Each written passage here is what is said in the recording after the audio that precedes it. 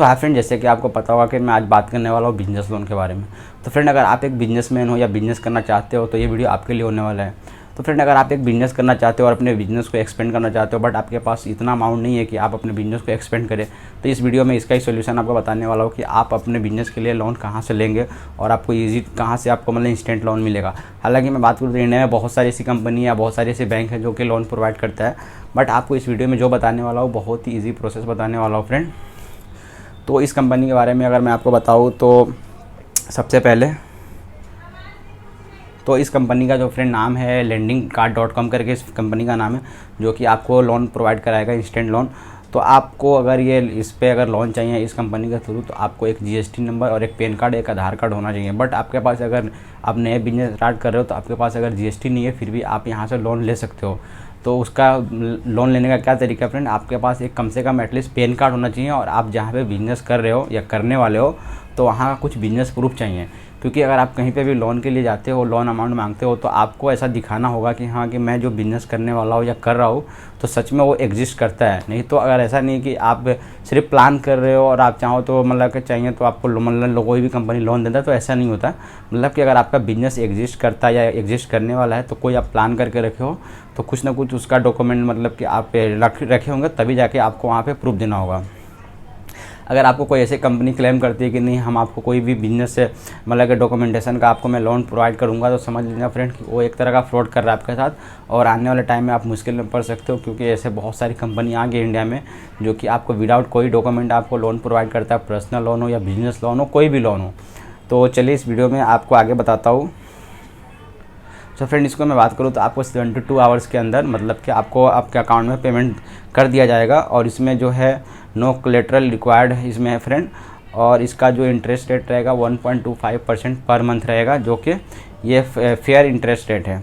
और interest rate की बात करूँ तो आपको ऐसा लग रहा होगा कि कुछ ज़्यादा ही इंटरेस्ट रेट है। तो मैं आपको एक और बात बता दूँ कि अगर आप इस कंपनी के थ्रू जाते हो और आपके पास एक जीएसटी या आपके पास आईटीआर होता है या आपके पास करेंट अकाउंट होता है, जो कि आपका सिविल स्कोर बहुत ही अच्छा हो, मतलब 750 प्लस आपका सिविल स्कोर हो, तो वहाँ पे आपको इसमें कुछ डिस्काउंट मतलब कि कुछ इंटरेस्ट रेट कम भी देखने को मिलेगा।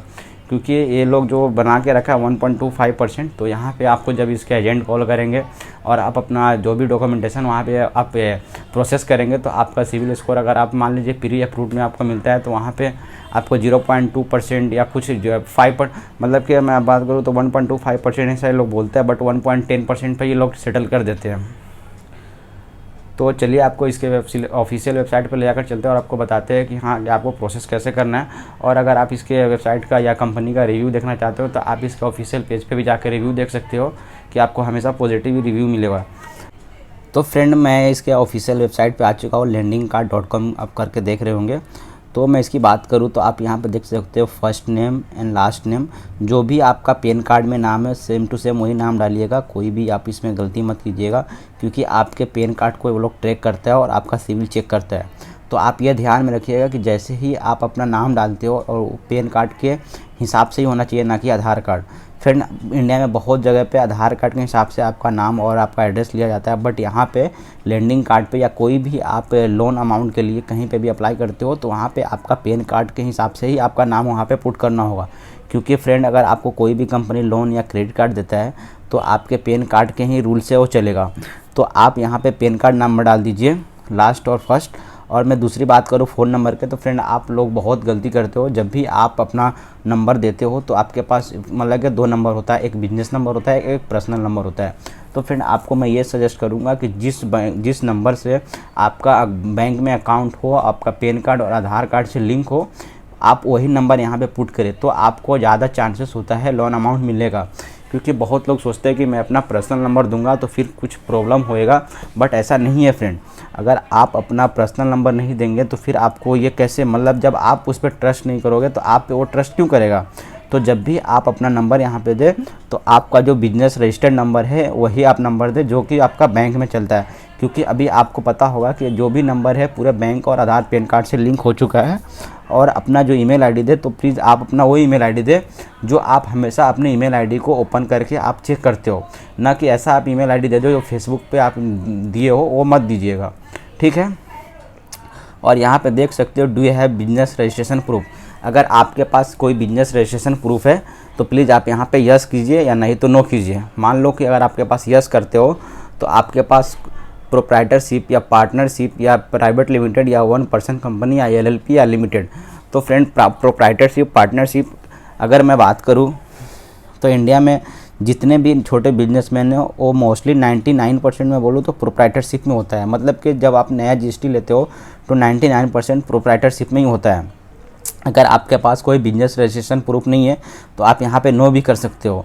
और मैं दूसरी बात करूँ तो मंथली सेल्स की मैं बात करूँ तो फ्रेंड आप यहाँ पे मंथली सेल्स आप अपने हिसाब से यहाँ पे पुट कर सकते हो। और हाँ, यहाँ पे एक और मैं बात बताऊँ आपको कि अगर आप जब भी मंथली सेल्स यहाँ पे पुट करो तो आपको पता होगा कि अगर आपके पास GST है तो बहुत लोग ऐसा होता है कि जिसके पास GST होता है एक्चुअल में उस जो आपका एक GST में आप दिखाते हो कि हाँ मेरा इतने मंथली का सेल है, उससे 10 टाइम्स या 20 टाइम कभी कभी तो 100 टाइम्स ज़्यादा आपका सेल होता है। बट आप GST में रॉन्ग दिखाते हो गवर्नमेंट को टैक्स बचाने के लिए, GST बचाने के लिए। तो प्लीज़ वो गलती मत करना। आप यहाँ पे जो आपका एक्चुअल सेल्स होगा, जो आपके सेविंग्स अकाउंट में आता होगा पैसा, उसके हिसाब से चलना, क्योंकि आपका जो बैंक स्टेटमेंट लेगा ये आपका सेविंग्स बैंक स्टेटमेंट भी लेगा। ठीक है, तो आप मान लीजिए कि आपका जो करंट अकाउंट है तो उसमें अगर मंथली का मान लीजिए 10,000 या 50,000 का आपका ट्रांजैक्शन हो रहा है तो प्लीज़ आप उसको इसके हिसाब से मत चलिएगा, आप अपने सेविंग हिसाब से आप यहाँ पे चूज़ कीजिएगा। तो अगर आप जब भी ये मतलब चूज़ करें तो प्लीज़ आप अपने सेविंग अकाउंट के हिसाब से और अपना जो कैश काउंटर कैश होता है तो आप उसके हिसाब से इसको चूज़ करें। और दूसरी बात करूँ तो how old your business. Friend मैं आपको बताऊँ कि जैसे कि आपको यहाँ पे बोला जा रहा है कि आपका बिजनेस कितना पुराना है, तो मान लीजिए कि आप GST अगर आप 6 महीना पहले, 1 साल 2 साल पहले लिए हो तो आप प्लीज़ वहाँ से 1-2 साल एक्स्ट्रा आप अपने बिज़नेस को बताइए कि मैं 2-3 साल पुराना बिजनेसमैन हूँ। क्योंकि ज़रूरी नहीं है कि आपका GST अगर अभी 1 साल पहले का है तो आपका बिजनेस भी 1 साल पहले का होगा। तो आप प्लीज़ 1-2 साल एक्स्ट्रा ही बताएं यहाँ पे कि हाँ मेरा बिजनेस जो है 4 साल 5 साल पुराना या 5 year more than 5 year old है। ठीक है, तो वहाँ पे होगा क्या कि आपको मतलब कि एज ए कंपनी को लगता है, एज ए बैंक को लगता है कि आप पे ट्रस्ट किया जा सकता है क्योंकि आप एक एक्सपीरियंस बंदा हो इस बिज़नेस में। तो आप प्लीज़ वहाँ पे आप थोड़ा एक्स्ट्रा ही आप पुट कीजिए। प्रोसेस करूँ तो मोर देन 5 ईयर ही आप कीजिए या 3 to 6 ईयर कीजिए। ठीक है, तो जैसे आप यहाँ पे कर देते हो और तो प्रोसीज कर देते हो तो यहाँ पे होगा क्या, आपका जो भी आपका इन्फॉर्मेशन है उसके यहाँ पे डेटाबेस पे आपका रजिस्टर्ड हो जाएगा और आपको कल सुबह में मतलब कि 24 आवर्स के अंदर आपको कॉल आएगा वेरिफिकेशन के लिए। और जब वेरिफिकेशन हो जाएगा तो आपको बता दिया जाएगा कि आपको जो लोन अमाउंट जो आपके नंबर पे अलर्ट हुआ है, आपके प्रोफाइल पे अलर्ट हुआ है, कितने हुआ है और आपको इंटरेस्ट रेट क्या रहेगा। तो फ्रेंड आपको मैं एग्जाम्पल दूँ कि अगर मान लीजिए आपको आपके सिविल स्कोर पे 5 लाख अगर अलर्ट हुआ है तो आप चाहें तो 1-2 लाख एक्स्ट्रा भी आप उसको रिक्वेस्ट करके बढ़ा सकते हो। हालांकि आपको वो जल्दी ये नहीं करेगा बट आप उसको रिक्वेस्ट करोगे कि मैं नहीं लोन लूँगा क्योंकि मेरे पास मुझे इतने रिक्वायरमेंट नहीं, मुझे इससे ज़्यादा रिक्वायरमेंट है। तो आपको वो बोलेगा कि ठीक है मैं आपको कॉल करता हूँ या करती हूँ। तो वहाँ पे आपको थोड़ा वो मतलब कि आपको कुछ ऑफ़र बताएगा कि हाँ आपको चलिए आपके सिविल स्कोर पे ये ऑफ़र चल रहा है और आपको मतलब कि 1-2 लाख एक्स्ट्रा दिया जाएगा। तो फ्रेंड मुझे ऐसा लग रहा है कि आपको समझ में आ चुका होगा कि मैं क्या बताया। तो अगर आप ये कीजिएगा, अगर आपको कुछ प्रॉब्लम होता है तो आप मुझे कांटेक्ट कर सकते हो। तो thank you so much friend video देखने के लिए।